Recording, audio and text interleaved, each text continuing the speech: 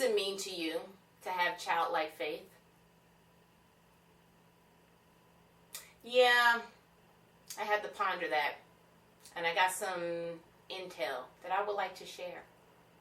But first, go ahead and like this video, subscribe to this channel, and then we shall discuss. But first, go.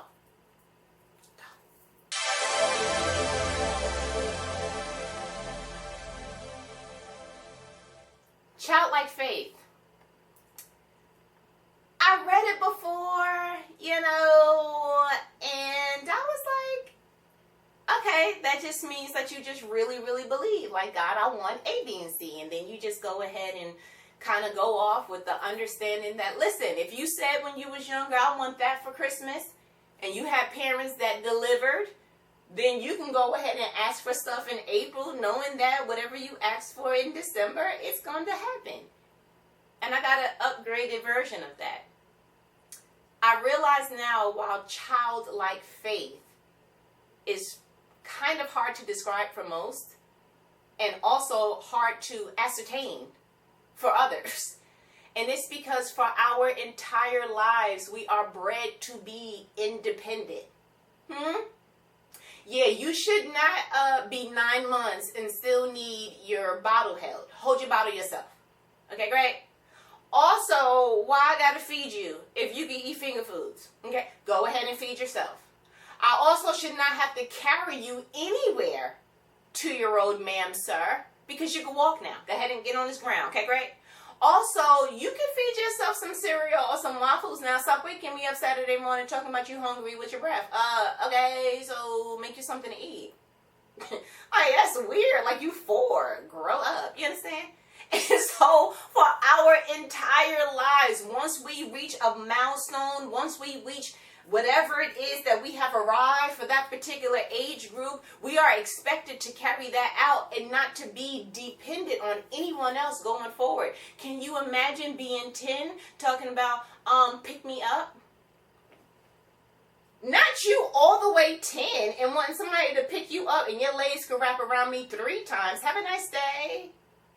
We would be frowned upon. You understand?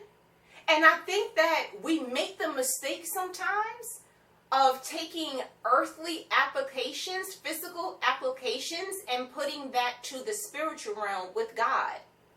Oh, God, I know how to steward my money now. I'm not going to pray over it. I know what to do. Oh, God, I know how to go ahead and be better in relationships. I'm going to go ahead and steward it now. I'm not going to come to you. Okay, God, I know how to go ahead and interview, okay, and get jobs. I'm just going to ask that you touch their heart. But I know what I need to do. So go, and I know how to choose now. So I'm good. And then, God, I know how to. That's not how that works.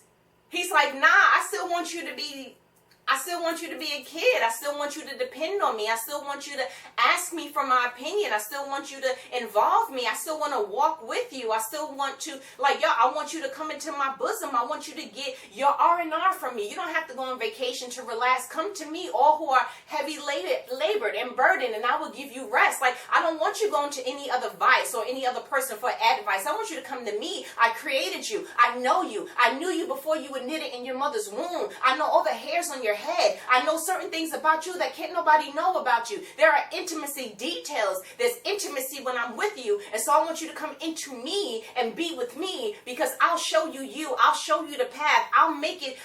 Jesus said that I am the light. Okay? His words are the lamp unto your feet and the light unto your path. God is like, come to me. And you like, but I'm too old for that. Like, shouldn't I be doing some of this by myself?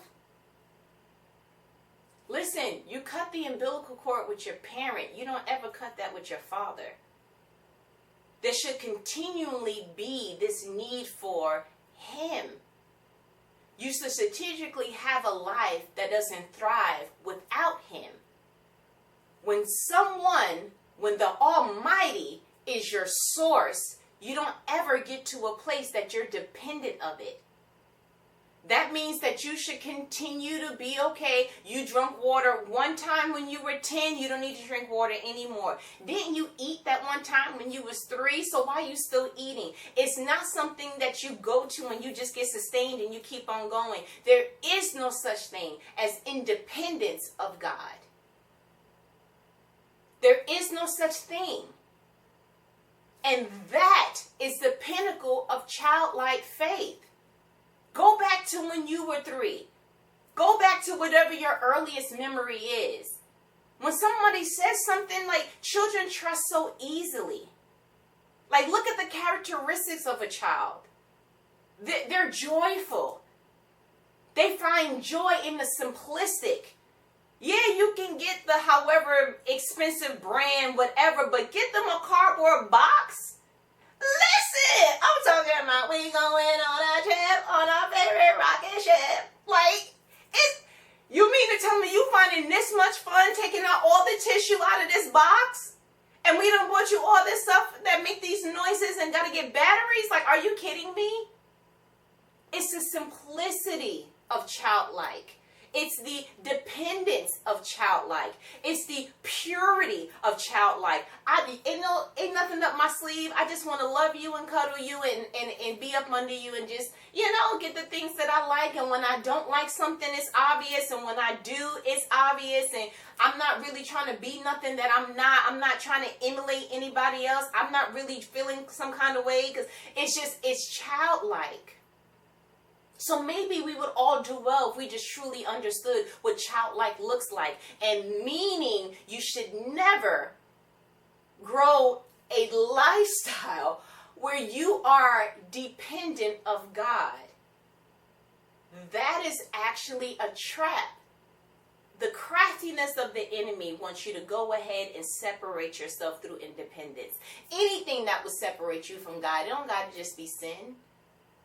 He's like, oh, you feel like that's too little to pray about? Cool, yeah, you shouldn't pray about that.